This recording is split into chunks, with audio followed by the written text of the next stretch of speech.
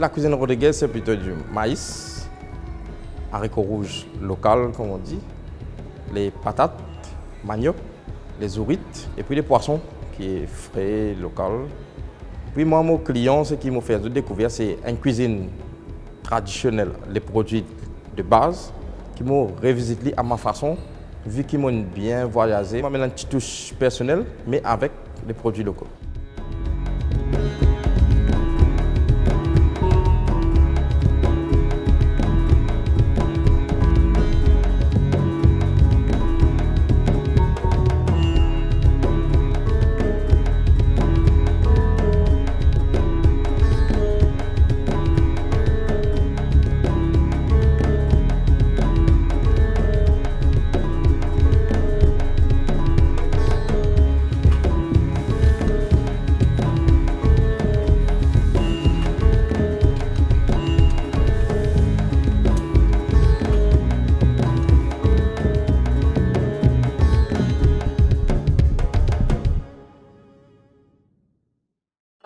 Un vrai manger la casse, pour moi, commence avec un vrai gadjak. Les gadjaks, ce sont des petits amuse-bouches qui composent le début d'un repas créole. Notre cuisine créole n'a pas d'entrée parce qu'on va manger beaucoup. La base de notre nourriture, c'est le riz.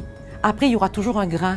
Et après, on va retrouver des plats en sauce, les 4 sauces qui composent finalement la cuisine créole. Et finalement, quand on a mangé un bon rougail, un bon salmi, un bon vindaï et un bon curry, on a fait le tour de la cuisine.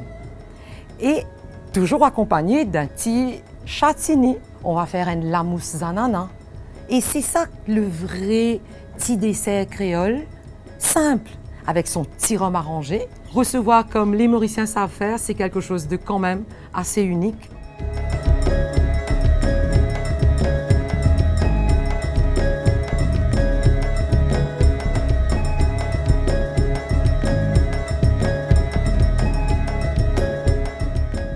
Depuis quelques années, de plus en plus d'artisans se manifestent et sont créateurs de produits d'art de la table.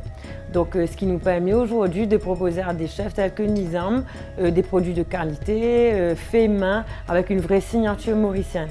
Nous accompagnons les artisans et les créateurs mauriciens pour qu'aujourd'hui considèrent le waste comme étant de la matière première aussi pour créer des produits.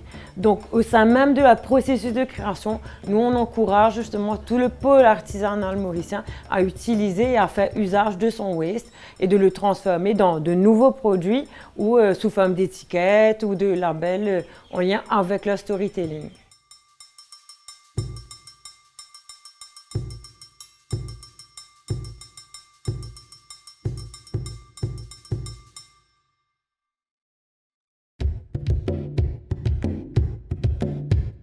Il y a un dynamisme au niveau du secteur des boissons alcoolisées à l'île Maurice, un dynamisme tant au niveau de la qualité, mais aussi au niveau de la diversité. Il y a environ 5 ou 6 distilleries qui font du rhum de très bonne facture. On a du rhum agricole et du rhum de mélasse, et des rhums qui sont élevés aussi en barrique. On arrive vraiment à de très très bons produits. Au niveau de la bière aussi, on a plusieurs brasseries, micro-brasseries aujourd'hui, qui offrent aux consommateurs une palette extrêmement variée où chacun peut trouver son plaisir.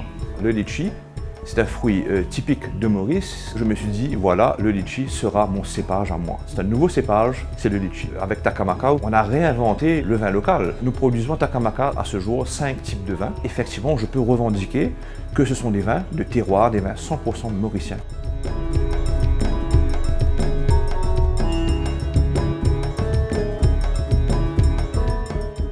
Dès 1988, on a commencé à retravailler la cuisine mauricienne, qui était une cuisine assez brute. Maintenant, le travail un peu plus épuré à la demande du client, donc moins de matière grasse, mais toujours en préservant les goûts authentiques mauriciennes. C'est un melting pot du Maurice. C'est la rencontre de plusieurs continents, soit de l'Inde, de l'Asie, de l'Afrique ou de l'Europe. Donc nous autres Mauriciens, dès notre jeune âge, on a commencé à goûter à divers types de cuisine. On essaie tant que possible de travailler avec des produits chez des petits planteurs. On garde l'authenticité du goût, mais toujours avec une technique très internationale, en respectant tout ce qui a été demandé aujourd'hui à travers le monde.